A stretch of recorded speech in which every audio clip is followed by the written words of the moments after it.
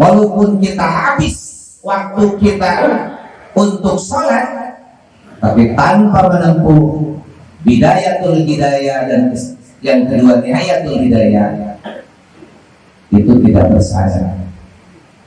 Kalau tidak bersanad, man lam yakun syaitan fa syaitan syaihuhu. Siapa orang yang tidak punya guru, setan guru.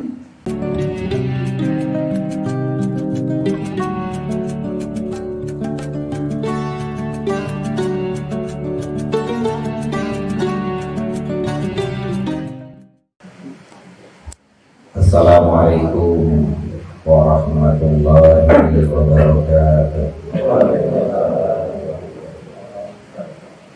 Alhamdulillahi rabbil alamin.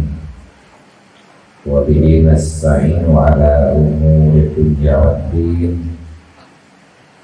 Wassalatu wassalamu ala sayyidil mursalin wa ala alihi wa sahbihi ajma'in. Asyhadu an la ilaha illallah al-malikul haqqul mubin wa asyhadu anna Muhammadan abduhu wa rasuluhu shadiqul wa'dil amin. Amma ba'du. Abu karom memiliki hormat pemirsa Sahibul Bait, sareng sadayana ahli-ahli keluargana,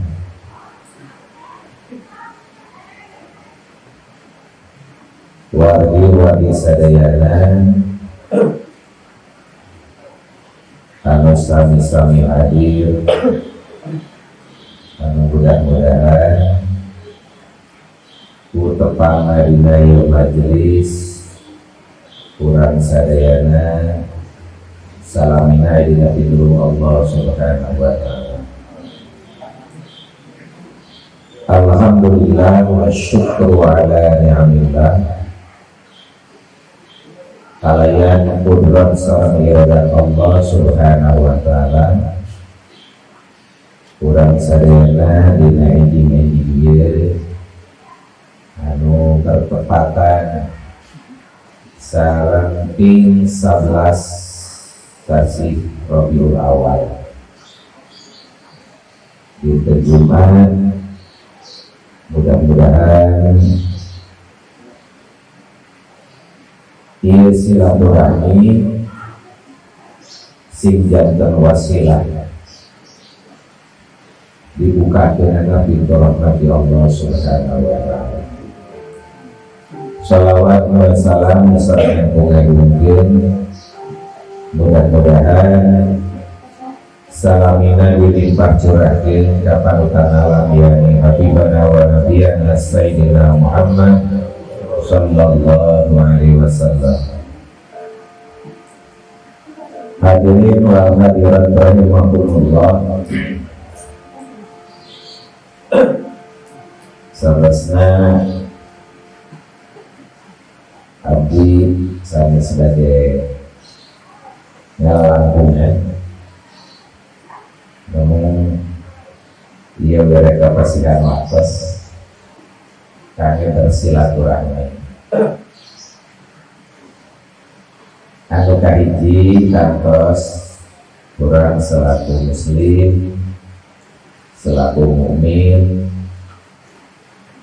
meletakkan dasar niat anu utami.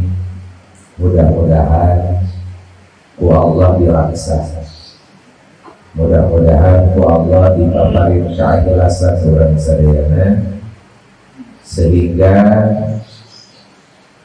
waktos anu kurang sadaya manfaatkeun ieu janten jalan kebahagiaan di dunia di akhirat.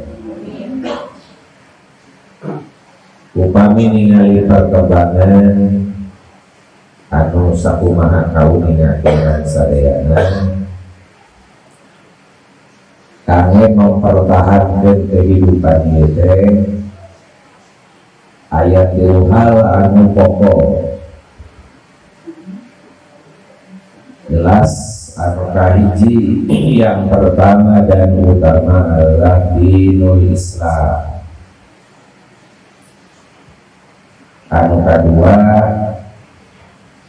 kumaha urang sadaya berkifayah mewarnai nilai budaya. Bagi dina budaya eta janten pintu-pintu perubahan. Tantos urang mengharapkan perubahan yang positif, perubahan yang mengarah kepada perbaikan. Anu katilu yaitu berekonomi tadi kadugikeun. Usai bulbet bahwa berekonomi itu sesuatu anu teu biasa dipisahkeun. Kita di dunia, maka kita harus menguasai dunia ini. Allah parantos mengingatkan inni ja'ilun fil ardi khalifah.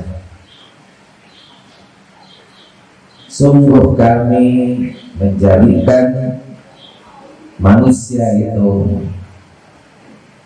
menjadikan pemimpin di muka bumi.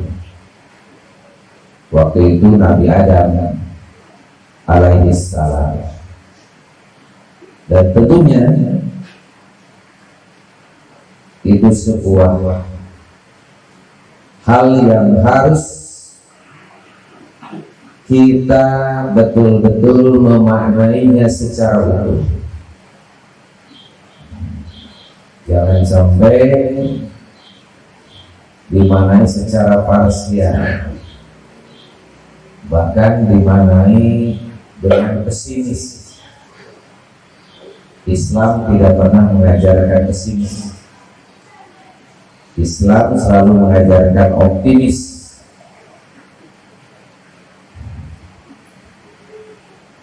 Anu kahiji dinul Islam, agama.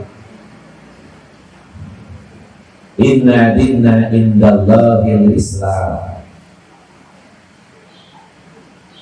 Kan dalam haji wada Allah menurunkan ayat yang terakhir, al-yawma akmaltu lakum dinakum wa atmamtu 'alaikum ni'mati wa raditu lakumul Islam dinan.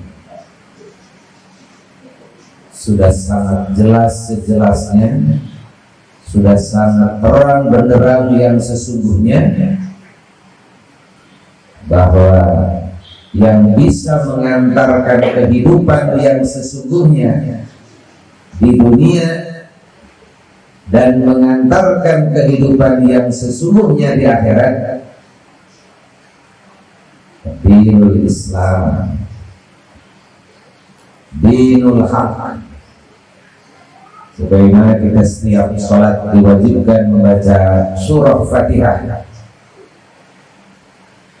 ihdinas siratal mustaqim. Setiap salat kita panjatkan memohon kepada Yang Maha Segala-galanya untuk ditunjukkan kepada jalan yang benar, yaitu dinul Islam, dinul haq. Kita upami aya jalmi anu seolah-olah tidak mendapatkan jawaban dalam hidupnya, ya, berarti patut dipertanyakan keislamannya.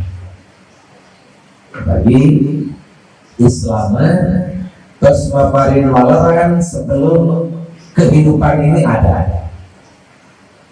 Dan satu acan kurang ayah, terus ayah walaranana, maka teu aya kangge seseorang anu beriman, seseorang anu Islam tidak pernah ada hatinya dalam kesedihan. La khaufun 'alaihim wa la hum yahzanun. Tidak ada seujung rambut pun rasa takut kecuali takut kepada Allah. Tidak ada seujung rambut pun rasa sedih kecuali kalau tertinggal kebaikan. itu sangat fundamental. Namun hari ini masyarakat kita kadangkala terkecoh dengan paham-paham yang jelas menyesatkan hidupnya, yaitu paham materialisme yang mengukur hidup itu dengan materi. Tapi maaf, bukan berarti tidak boleh punya materi. Islam tidak melarang kaya. Imam Ghazali seorang ulama sufi, dia punya pabrik marmer. Syekh Ibnu Athaillah, salah satu mujtahid dalam ilmu tasawuf, dia punya pasar, bukan punya jongkok. Bukan satu pasarnya juga. Jadi sekali lagi, tidak pernah Islam mengajarkan bahwa umatnya harus miskin, tidak. Justru Islam mengajarkan bagaimana kita memiliki semangat hidup yang utuh, namun dengan hati yang tulus. La khaufun 'alaihim wa la hum yahzanun. Apapun yang kita hadapi tidak akan menggeserkan ketulusan dalam hati seorang mukmin. Namun tanpa dapat kedah menempuh thariqah, menempuh jalan. Jalan yang pertama al-ilmu. Ilmu, pintunya ilmu. Cukup dengan ilmu? Tidak. Al-amal, harus membuahkan amal. Cukup dengan ilmu dan amal? Tidak. Harus mukhlis, harus ikhlas.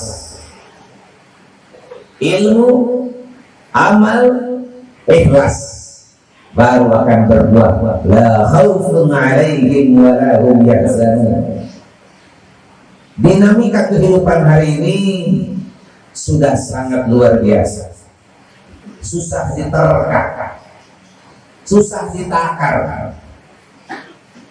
Kita dalam beberapa waktu yang lalu kedatangan tamu yang tidak diundang COVID. Siapa yang pernah menakar COVID? Siapa yang sudah pernah memperhitungkan, walaupun dengan berbagai cerita tentang seperti apa mulai awal COVID, itu bukan persoalan, tapi sudah sesuatu yang sangat nyata. Kita dihadapkan dalam sebuah kondisi yang tidak satu orang pun merasa terbebas dengan itu. Apakah itu harus menjadi sesuatu yang menakutkan? Tidak. Apakah itu harus menjadi kita sombong atau merasa bersiap dengan kondisi itu? Tidak. Semua harus kembali dengan ketawakalan kepada Allah Subhanahu wa Ta'ala. Orang yang kena COVID akan kembali kepada seperti apa kehidupan orang itu. Kalau orangnya taat, kena COVID akan meninggal, insya Allah kesakitan menjemputnya. Tapi kalau seseorang COVID tapi kehidupannya jauh dari agama dan jauh dari taat, itu bagian dari siksa yang Allah berikan di dunia dan disiapkan siksa yang tidak pernah berhenti di akhirat. Jadi ilmu, amal, dan ikhlas adalah sesuatu yang tidak bisa dipisahkan. Maka saya sangat bangga sekali bisa hadir silaturahmi di tempat ini. Tadi sudah disampaikan bahwa di tempat ini adalah bagaimana kita berinteraksi sosial secara utuh, tidak parsial, tapi universal. Dan tadi saya perhatikan sangat mendasar. Diawali dengan membaca Al-Quran Al-Karim, Karena hari ini tidak sedikit umat Islam yang jauh dengan Al-Quran. Bagaimana Allah menurunkan rahmat kepada seseorang yang tidak pernah menyentuh Al-Quran. Padahal kita, Al-Quran adalah sebagai imam. Mau nanya apa saja, tidak ada yang terlewatkan. Mau dipakai zaman seperti apa saja, Al-Quran tidak pernah kekurangan. Saya mengambil salah satu ayat yang tadi dibaca. A'udzu billahi minasyaitonir rajim. Bismillahirrahmanirrahim. Yakhtassu bi rahmatihi man yasha. Wallahu dzul fadlil 'adzim. Shadaqallahul 'adzim. Ayat itu sangat jelas kepada kita selaku mukmin, selaku muslim, bahwa dalam hidup ini jangan ada kesombongan sekecil apapun dan alasan apapun, karena hanya orang-orang yang Allah pilih, hanya orang-orang yang Allah beri kelebihan, hanya orang-orang yang Allah berikan rahmat, yahtassu bi rahmatihi man yasha. Allah memberikan kelebihan, memberikan petunjuk, memberikan hidayahnya, memberikan taufik dengan rahmatnya kepada orang yang Allah kehendaki. Izin saya alumni Cipasung. Walaupun saya tidak bertemu dengan Khalid Syekh Al-Baghrullah Kiai Muhammad Ruhiyah, tapi saya sering berkunjung kepada murid-murid kesayangannya. Karena Abah Ruhiyah tahun 77 sudah meninggal, saya ke Cipasung tahun 85. Jadi sangat jeda waktu. Tapi insya Allah lebih dari 10, bahkan lebih 20 orang-orang yang kesayangan Abah Ruhiyah saya kunjungi, saya silaturahmi. Di antaranya ada santri yang sering mengiringi Abah ke pengajian-pengajian, baik pengajian di lingkungan pesantren, keluar dan seterusnya. Namanya sekarang Kiai Haji Aceh. Dalam keseharian Abah Ruhiyah,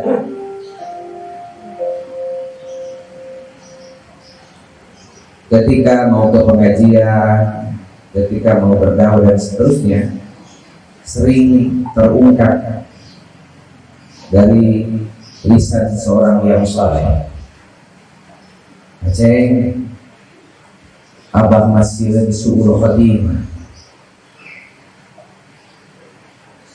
bukan selesai, berulang-ulang. Padahal ibadahnya Abah Ruhiyah bukan ibadah orang biasa. Ya. Dia lahir tahun 1911. Usia 20 tahun dia sudah mukim di Cipasung. Dan ibadahnya sangat luar biasa. Berzikir saja, baca sholawat setiap hari, Abah Ruhiyah tidak kurang 10.000 bacaan sholawat setiap hari. Belum hal-hal lain dan banyak hal yang di luar nalar kemampuan manusia biasa. Sejak zaman Belanda, apalagi Jepang, dicari-cari. Beberapa kali ketika sholat dia didorong peluru dan seterusnya, tapi yang ditembaknya tiang, karena tiang Allah menyelamatkan dan seterusnya, banyak hal. Nah dari itu saya sedikit mengambil pelajaran. Seorang ulama yang saat ini ribuan jadi ulama,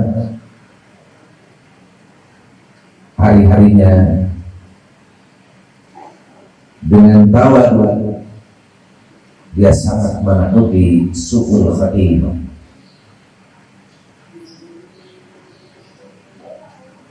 Di antara yang bisa kita petik bahwa sekecil apapun tidak boleh terbersih dalam hati kita kesombongan, karena sombong itu adalah yang mengeluarkan setan dari rahmat Allah. Ketika perintah usjudu li Adam, kata Allah, sujudlah kepada Nabi Adam. Wahai malaikat Ajajil. Iblis itu malaikat Ajajil, dan dia ribuan tahun beribadah kepada Allah. Ya. Ketika perintah sujud, maksud di sana dalam tafsir inhina, membungkuk, bukan sujud seperti kita sholat, menghormat, membungkuk. Maka waktu Allah berfirman usjudu li Adam fasajadu, maka semua makhluk yang waktu itu ada dan mendengar kalam Allah usjudu li Adam, bersujudlah, baik yang nampak ataupun yang tidak nampak, semua bersujud. Tidak ada yang berani keluar dari perintah Allah. Tapi malaikat Ajajil yang langsung menjadi namanya iblis, fasajadu ila iblis.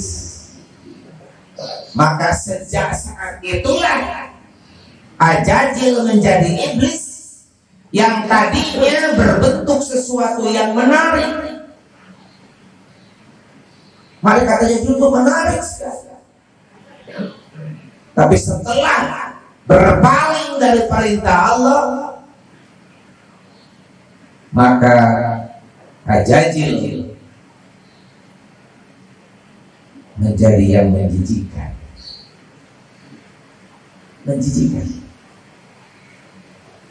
Dan para ulama menjelaskan Ajajil merasa lebih baik daripada Nabi Adam.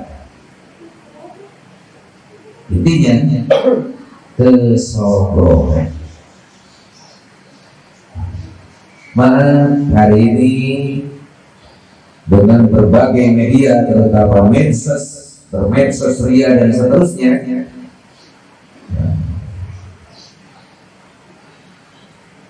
tidak sedikit orang terjebak hanya melihat orang lain tanpa melihat dirinya sendiri. Dan tentunya seseorang yang bisa selamat dalam sebuah ayat disebutkan, inna nafsa la amaratun bisu'i ila ma rahima rabbi. Pada umumnya manusia itu dihinggapi nafsu amarah. Sedangkan nafsu amarah tidak ada ruang kecuali mendorong kepada hal-hal yang tidak baik. Siapa yang dikecualikan dari itu? Illa ma rahima rabbi. Allah memberikan rahmat sehingga nafsunya bergeser kepada yang baik menjadi nafsul lawamah. Tingkat 2. Mendapat rahmat lagi, bergeserlah menjadi nafsul mulhamah. Sudah semakin terang.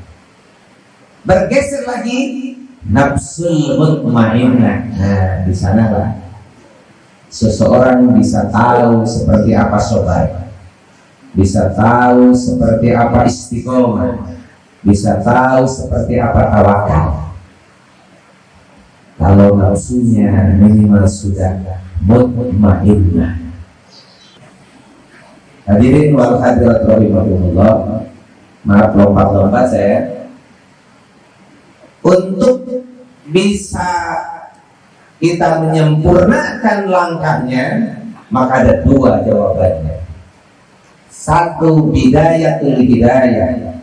Yang kedua adalah nihayatul hidayah. Bidayatul hidayah isinya dua, syariah dan thariqah.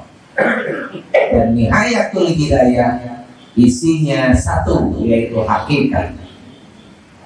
Izin Bapak Ibu sekalian, tidak bisa lompat-lompat. Hari ini maaf, tidak sedikit lompat ke yang kedua, isinya saja hakikat. Sepertinya dia sudah merasa di langit ketujuh. Padahal ketika dilihat, diukur dengan ilmu, syariat pun belum jelas, apalagi tarekat. Maka berhati-hatilah. Untuk mempelajari itu, maka sanad, pelihara sanad ilmunya. Sama tadi contoh Syekhuna Abah Rubiyat, Kiai Muhammad Rubiyat Sifas, itu sanad ilmunya jelas. Di antara gurunya adalah Mama Toha Cintawan. Di antara gurunya adalah Mama Kiai Muhammad Aganaun, Kiai Abdul Majid di Mawajah. Itu nyambung dengan Syekhul Bangkalan Madura, nyambung dengan ulama-ulama Hijaz, dan seterusnya insyaallah ila Rasulullah sallallahu alaihi wasallam.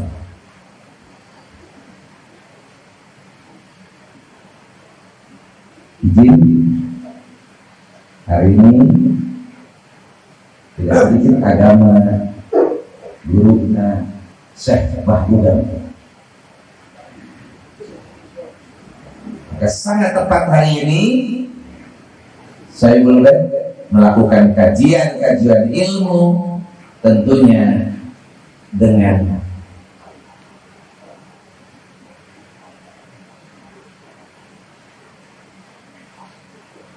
cara dan jalan yang harus nyambung dengan ulama ummati kal anbiya bani Israil. Ulama umat itu adalah bagaikan para nabi kaum Bani Israel. Al ulama warasatul anbiya, ulama itu pewaris para nabi. Di Tasikmalaya kita punya kebanggaan adalah Mama Kiai Haji Muhammad Syujai.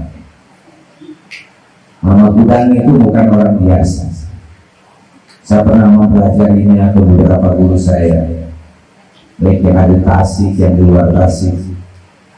Ternyata Bung Karno saja bertanya merdeka, yang antaranya itu Mama Budang, dan seterusnya.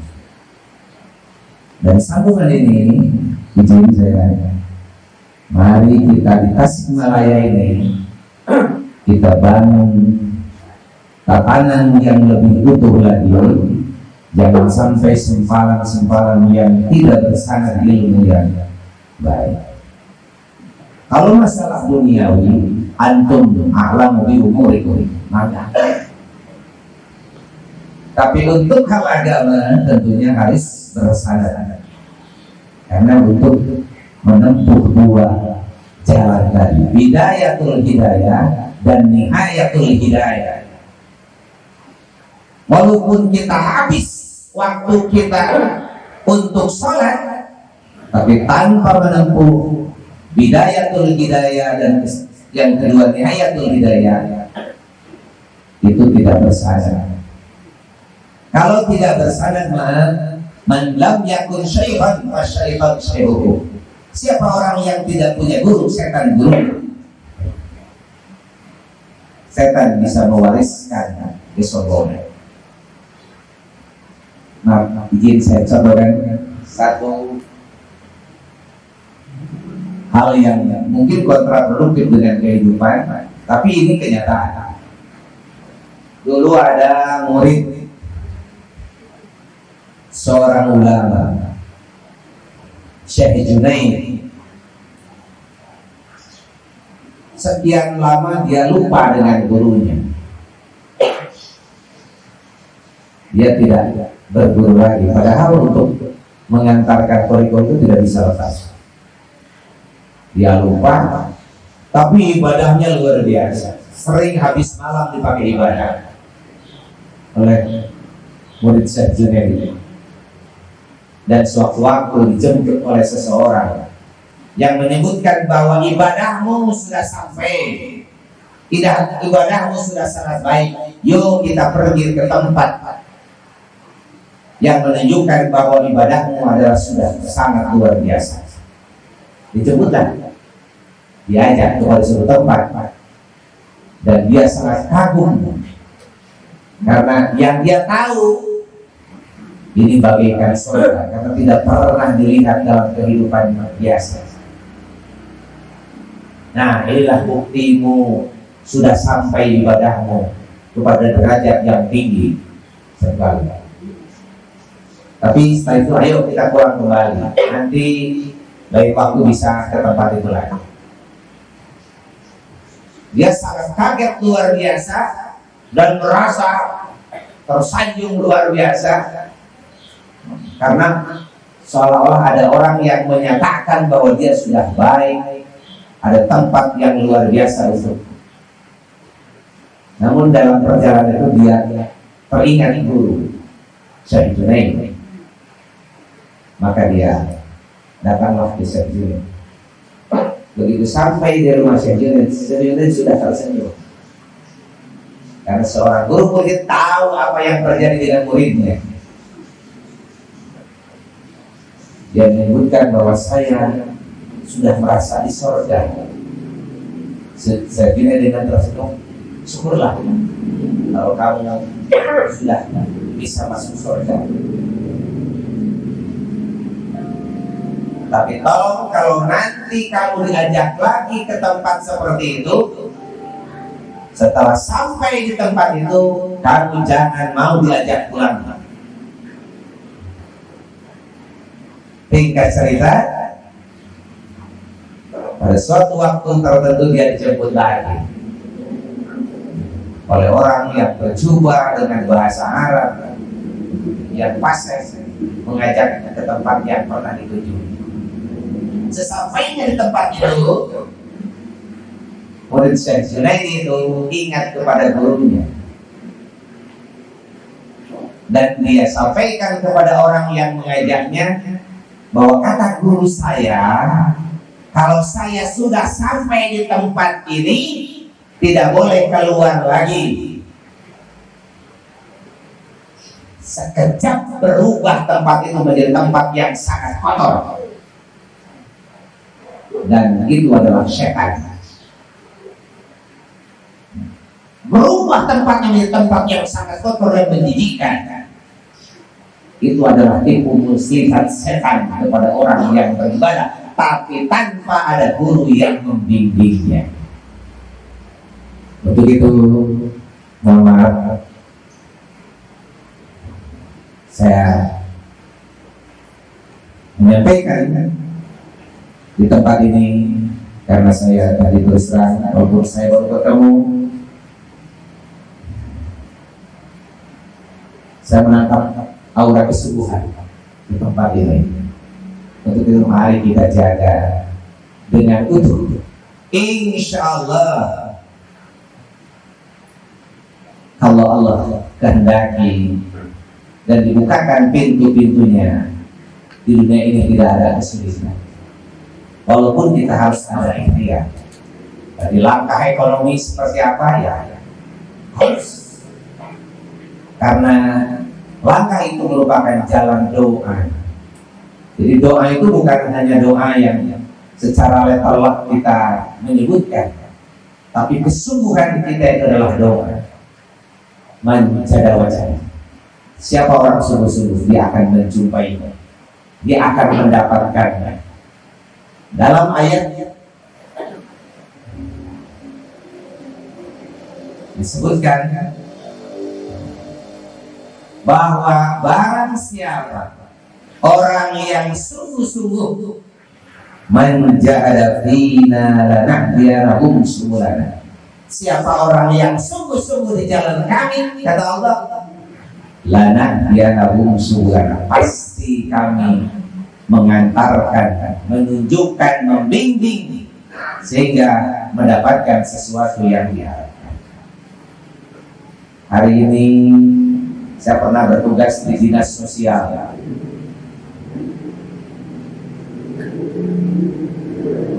Walaupun sering mulut darah, ada anak berhubungan dengan ibunya sendiri, ada bapak berhubungan dengan anaknya sendiri, bahkan dengan cucunya. Ada orang tua yang sudah 70 tahun memperkosa anak SD, dan seterusnya. Ini terjadi. Bahkan itu hanya Ipan saja.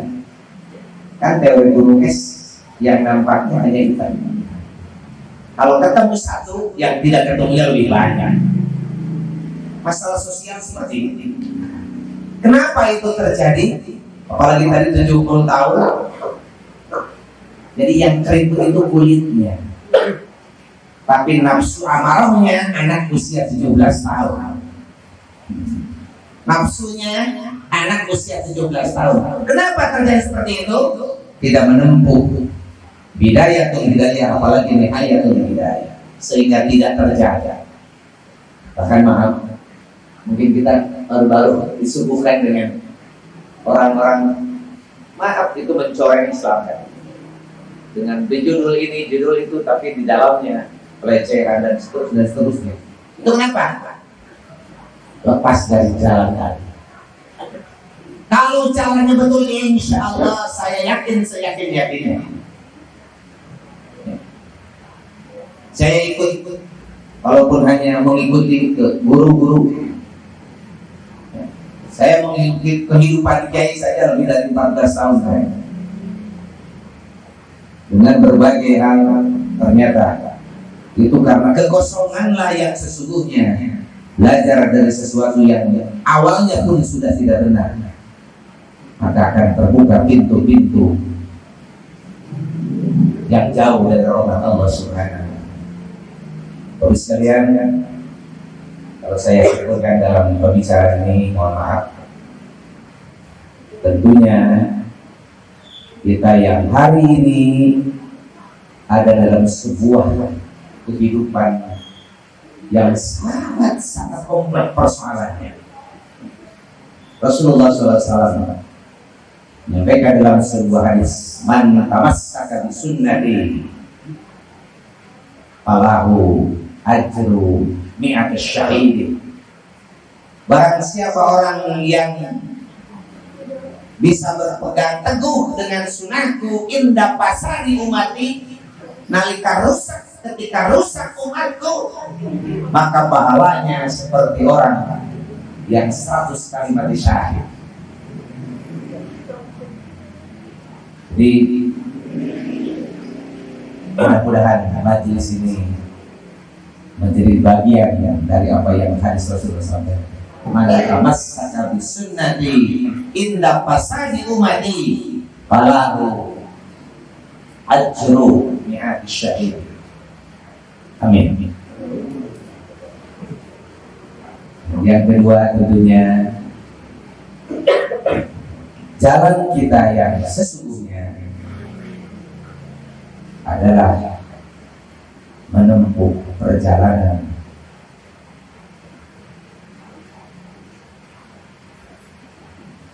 thariqah yang harus kita lalui, karena dengan itu akan mengantarkan tadi tercabut, dipisahkan dari orang yang nafsu amarah. Allah memberikan illa ma rahima rabbi, orang yang mendapatkan pertolongan Allah, orang yang mendapatkan rahmat Allah, orang yang mendapat kasih sayang Allah. Itulah mungkin yang kita harapkan bersama. Begitu saya ingin maaf dalam kesempatan ini, tentunya mari kita bersama-sama terus melakukan yang terbaik dengan doa-doa terbaik, dan janganlah terlalu individualis untuk berdoa. Karena hanya Allahumma gfirli, Allahumma gfir lana itu kita. Jangan hanya untuk kita, tapi muslimin muslimat juga harus terus kita doakan. Karena seseorang yang mendoakan orang lain yang tidak diketahui, yang didoakannya itu dekat dijawab.